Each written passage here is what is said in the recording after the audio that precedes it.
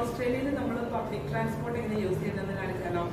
ഞങ്ങൾ വന്നിട്ട് ഓസ്ട്രേലിയ 12 വർഷമായി നമ്മൾ പബ്ലിക് ട്രാൻസ്പോർട്ട് ഇതുവരെ യൂസ് ചെയ്തില്ല. അപ്പോൾ ഇത് ഫസ്റ്റ് ടൈം യൂസ് ചെയ്യാൻ പോണേ. ഇത് ബ്രിസ്ബെയിനിൽ വന്നപ്പോൾ 2 ഓപ്ഷനുണ്ട് ടിക്കറ്റ് എടുക്കുക. ഒന്ന് ടിക്കറ്റ് നമ്മൾ ഇങ്ങനെ ഗ്രൂപ്പ് ടിക്കറ്റ്, സിംഗിൾ ടിക്കറ്റ് എന്ന് പറഞ്ഞാൽ നമുക്ക് ഇവിടുന്ന് ടിക്കറ്റ് ആദ്യം എടുത്തിട്ട് പോകാം. അപ്പോൾ നമ്മളിവിടുത്തെ ടിക്കറ്റ് എടുക്കുവാണ് കേട്ടോ. ഫ്രണ്ട് കണ്ടിന്യൂ, എന്നിട്ട് ഇവിടെ പേ ചെയ്യണം. ഇവിടെ പേ ചെയ്ത് കഴിഞ്ഞ് കഴിയുമ്പോഴേക്കും ടിക്കറ്റ് നമുക്കിവിടെ വരും. മറിയുടെ ടിക്കറ്റ് എടുക്കട്ടെ. ഉണ്ടോ മതി കുഞ്ഞു മതി. ടിക്കറ്റ് ഇവിടെ നിന്ന് വരും നമുക്ക്.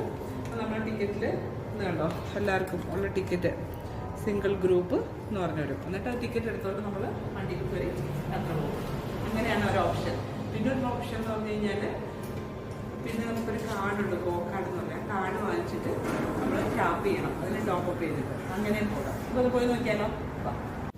കാർഡ് ഇവിടെയാണ് ടാപ്പ് ചെയ്യുന്നത് കേട്ടോ. ഞാൻ പറഞ്ഞില്ലേ കാർഡ് വെച്ച് നമുക്ക് പോകാമെന്ന്.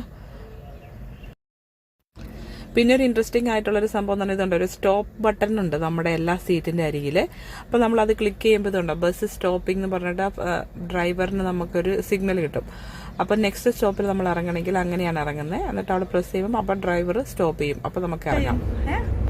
This is the first time we are going in